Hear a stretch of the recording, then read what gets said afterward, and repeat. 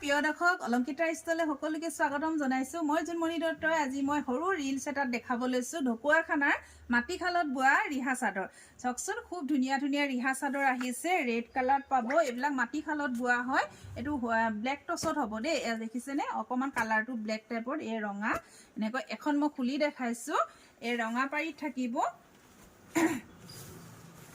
ৰিহা চাদৰ দেখিছে ঢকুৱাখানা মাটিখালত বোৱা চাদৰ থাকিব খুব ধুনীয়া হয় আহল বহল দীঘল হ'ব সকলো মহিলাৰ কাৰণে হ'ব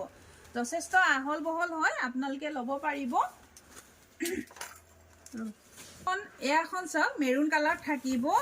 আৰু চাদৰ কিখন যথেষ্ট আহল বহল হয় আপোনালোকে ক্ষীণ আৰু সকলোৱে ল'ব পাৰিব এখন দেখিছে এখন আপোনাৰ কফি কালাৰ থাকিব কফি কালাৰ পাইপ থাকিব